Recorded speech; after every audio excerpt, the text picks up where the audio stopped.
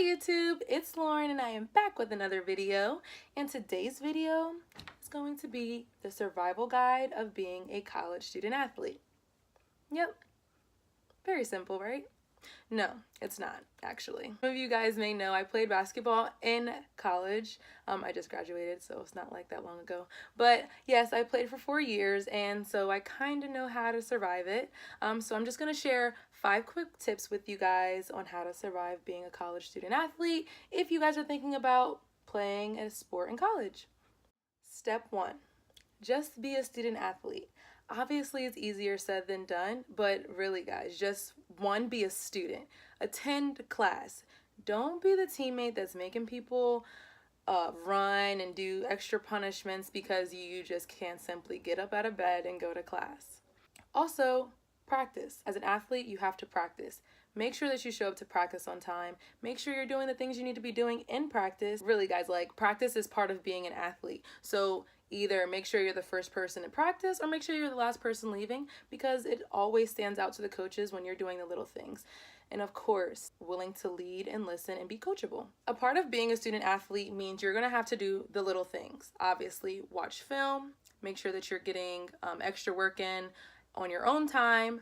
Make sure you're attending study halls and getting there on time. Don't miss study halls, because if you went to Virginia and you miss study hall, you're going to get punished. Your team's going to get punished. So same thing with going to class and being there and getting there on time. Go to study hall, get your hours in, do your homework, keep your grades up, obviously, because if you don't do what you need to do in the classroom, everyone's told you. As an athlete, everyone has probably told you this. If you can't keep your grades up, you're not going to be able to play whatever sport you play. So make sure you're handling your business in the classroom first and foremost, as well as going to office hours, speaking with professors, showing your face. Just introducing yourself is very important, especially on the first day of classes. And the last part of being a student athlete, for step 1 at least, is fuel your body in the right way. Make sure that you're eating well, make sure you're sleeping well, and obviously it's easier said than done, because at freshman year, I didn't eat the best either, and stress takes over, things like that. You're at least trying to eat healthy and trying to get enough sleep so that you have energy for class and obviously for practice as well, so that you can be successful on both ends. The second step of the college student athlete survival guide that I created is to communicate. Like, over communicate, y'all. Like, seriously, communicate with everyone. Communicate with coaches, professors, teammates. First, with coaches, making sure that you're creating a relationship with at least one coach in your coaching staff. And honestly, the responsibility goes both ways. You have 50% of responsibility in making sure that you're reaching out to your coaches, letting them know how you're doing, how you're feeling, things like that, whether it's school or for your sport. And obviously, it's the coach's job to also reach out to you and make sure that you're doing well. If they sense something not going well, whether it's in class, whether it's in practice, things like that, or just walking down the hallway and they see that you're not having a good day, as well as communicating with them about your classes. I know my freshman year, I didn't do well in all of my classes. However, my coach knew, and I wasn't afraid, and she made sure that I had the resources that I needed to help me get my grade up. Unfortunately, you know, things happen. But at the end of the day, I still communicated with my coach, and she still knew, you know, whether I had a test that day, send me a nice, encouraging text message, things like that. Secondly, communicate with professors. I said this earlier about going to office hours and introducing yourself in the first day of class, things like that. Do it. Introduce yourself, go to office hours, speak to your professors, let them know who you are. And honestly, guys, professors like student athletes. Use who you are to, you know, get in the professor's ear, let them know, you know, your schedule, things like that, know when you're going to be missing classes, let them know if you just need help and you need to go talk to them about a specific topic that they covered in class that you might not have understood very well. They want to know that you're paying attention. Sit in the front of class. Although it may be, you know, weird and awkward because all of the athletes are going to be in the back of the class, oh well. It's your grade. You're going to have to work for your grade just like you work on the court, field, etc. Step 3 to the student athlete survival guide. Guys, this is important, which is why I put it on number 3, because 3 is my favorite number. Anyway, step 3 is understand that you're representing more than just yourself. Make good decisions. Seriously, it will come back to bite you in the booty. Really.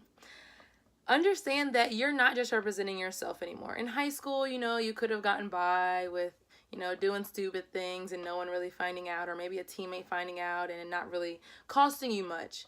But when you start playing at any college, no matter what level it is, if you make one bad decision, that's a reflection on yourself, your teammates, the entire athletic program, not just your team. So your teammates, your athletic program, your coaches, and the entire institution that you're attending. So don't do that. You don't want to be the person that everyone's blaming for making one bad decision because you thought it would be fun or because all of your friends were doing it in the dorm. Just make sure that we're using good, we're in this together. We are in this together. Make sure that you guys are using good judgment, because at the end of the day, you don't want one bad decision to ruin your entire career at whatever institution that you're at, playing whatever sport that you love. Step 4 to the Student Athlete Survival Guide.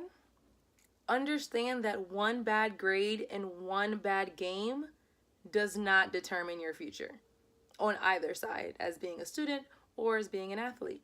It doesn't determine your future, guys. Don't beat yourselves up too much about it, especially as a freshman. Things are going to happen. You're going to have to adjust and you're going to need time to do those things. So do not beat yourself up. In games, you have good ones, you have bad ones. No one's MJ other than LeBron, but that's neither here or there. But still, don't beat yourself up. Always take time to assess what you could have done better. For academics, for instance, if you took a test, you got the grade back and it wasn't what you wanted. Take time to assess. Did I study enough? Did I study at all? Was I distracted when I was studying? Where was I? Maybe I need to change locations of my studying. Things like that. Always take time to assess, and same thing for your sport. For me, if I didn't play well or if I missed too many free throws, it's, how many free throws did I shoot in the practices before? Am I paying attention to details on my free throw, on my form, on my routine? Things like that. Whatever your sport is, did I take enough time to work on my stick work if you're doing lacrosse? And learn from the L you just took, because it's gonna happen, seriously. And last but not least, step 5 to the Student Athlete Survival Guide is plan for life. Not so much as a freshman, however, it is important to start off strong, especially with GPA. But make sure that you're using your resources. Like I said, student athletes, professors like student athletes, but also employers like student athletes. They like what we have to bring to the table. Simple as that. And what do we bring to the table? Well, 1, we can communicate well. We are good at time management because we have to juggle so many things. We are goal-oriented, obviously, because the goal is always to win and win and win. We're team-oriented. We work well in groups. And we can think quick on our feet. So let's think about it. As a student athlete, we're giving so many resources that we may take for granted sometimes. Like, for instance, at University of Virginia, we're given tutors, academic advisors. Our professors are resources as well. They can always write letters of recommendations, advisors as well as dean. Make time to, create relationships with these people so they can help you out in the long run, because it really does matter. And lastly, build up that resume, because I know that this can be very intimidating for student athletes, especially for myself, because I played basketball my entire life. I did play basketball my entire life up until March. So it was intimidating because, that's all you know. So make sure that you're doing things and finding out what you like other than basketball, because you always need a plan B. Or not basketball, but whatever sport you're playing, you guys understand. I'm just relating it to my specific sport. But just make sure that you have a plan B, because knock on wood, it may not always be there. And for most people, it won't always be there. For myself, basketball has gone. But I created a plan B, thank God. But for everyone, they don't create plan Bs. So make sure that you're building your resume, figuring out what you like other than the sport that you play. And connect. Network with as many people as you can. Use your resources. And with all that being said, those are the 5 steps, at least I would say, helped me survive being a college student athlete. I said it in the beginning, it is not an easy task whatsoever. I know for myself, I'm extremely blessed to have been a student athlete. So make sure that you guys are using it all up. Use all of the resources provided to you, and make sure that you're making good decisions so that all your hard work can pay off in the end. So that's all I have for you guys today. I hope you enjoyed the video, and I hope that this helps someone out who may be on the fence about being a college student athlete and just being a regular student. I honestly enjoyed my experience at the University of Virginia.